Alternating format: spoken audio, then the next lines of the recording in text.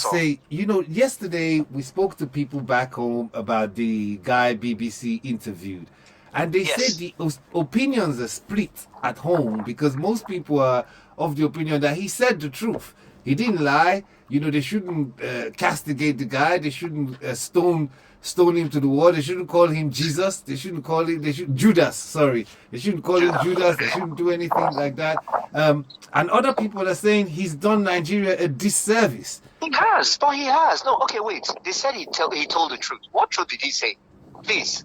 He said What truth did he say? he said the Nigerians that not all Nigerians, in Yes. fact, to a high number of Nigerians trying to come here are not Yeah. interested in going for their studies.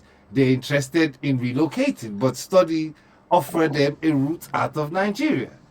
Okay, yes, And that's true. I mean, no, that's true. That's true. But who asked him to come and announce it to the world? Do you know? Okay, so now, first of all, he might be telling the truth in some cases, but it's not in all cases. The reason I actually insulted him is this. We know how these white people think. Even if you say, that's the thing. We know how they think. So even they set a trap for him. Once you say that, some Nigerians, even if you say one out of a million Nigerians is coming here not because of study, they're using it as a route. We're a radio station. Let us use the word Caucasian or British people. Okay. Yeah. Okay. Well, they like black. They say black or whatever. Okay. So Caucasian or Caucasian people. So most Caucasian people, once they know or they catch wind of the fact that you go, this race or this set of people, Nigerians, Africans, whatever, they don't think Africa is a country. So once you say Nigerian, they are thinking it's the whole of Africa. That one Nigerian comes here, one out of 1,000 Nigerians comes here as a route just to migrate rather than to come and study and go back or, naturalize or whatever. They will close down the doors for everyone. That is how they think. But wait, Josephine, I'm bringing you here. With the amount of TikTok, Instagram, Facebook, and YouTube videos telling people how to japa from Nigeria, do you think even a normal English person would not have picked up on one of those videos to say, we're looking at the channels? This is what's going on here. I mean, what do you think? Is it that guy's fault or is it the rampant videos that must have drawn attention? I would say with the guys interview as well as the rampant videos that has been going around is enough for the British government to say, what's going on here? Because it's just everywhere. You open Facebook, they're talking about it. You go on Instagram, they're talking about it. It's like everywhere you turn to, they're just talking about this, japa this, japa that. Oh, this is how you can go. We have the privilege. This is what you do when you get there, or this is what you do before you leave. And it's just rampant. And then him coming now there to say all of these things, I believe that's what broke the camel's back for them to, obviously put in their policy or whatever rules they have made to say, enough is enough. So Kingsley, do you think we should still be blaming the guy because he's just one guy? He's just one guy that amongst the many doing the millions of YouTube, TikTok, and other videos, and so also someone also sent me a text that when the dependents are more than the students, that you have one student and you have six dependents, the British government is right to kick off. So you know what? I agree. I in fact, what Josephine just said is actually true. But I mean, there's no point in continuing to castigate the guy. I mean, I believe he has received enough abuse. And I hope he's learned his lesson. He should not open his mouth willy. But one thing I would say, I'll to answer your question, I will tell you another one that happened. So apparently Malaysians are doing exactly the same thing. But now this is not with student visa. They are coming as they're coming as migrants, worker visa, sponsorship visa. But when they get here, or when you get here, they then bring their friends as if their friends are their spouses and relatives and stuff. They go and redo new passports and then answer the same thing.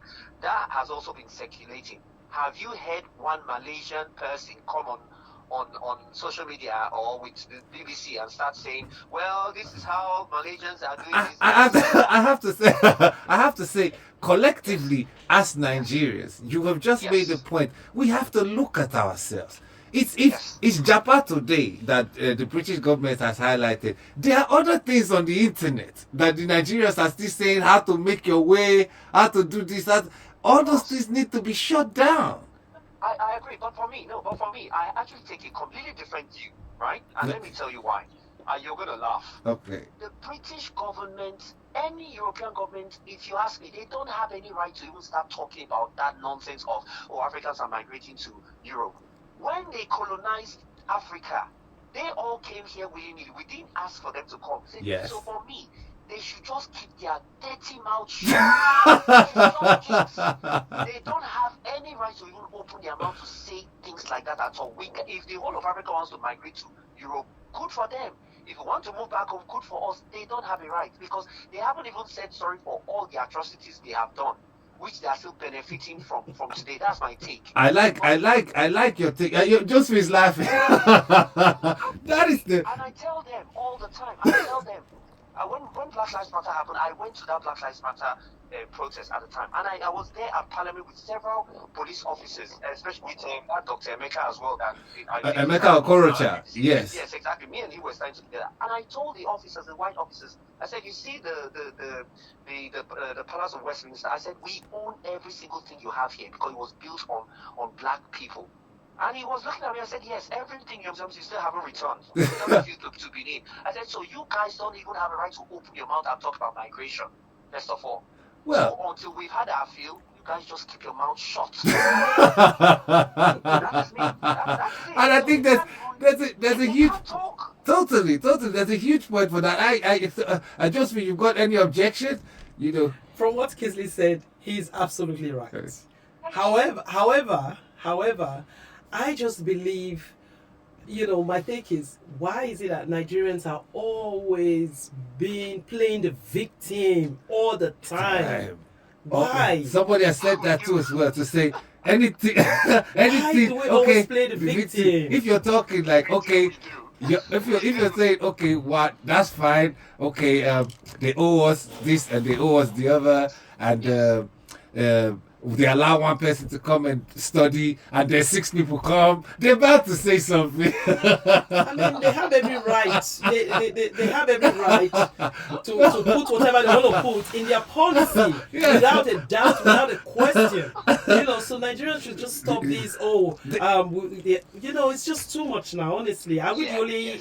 They said the ban. They said the ban is for all countries, not just us.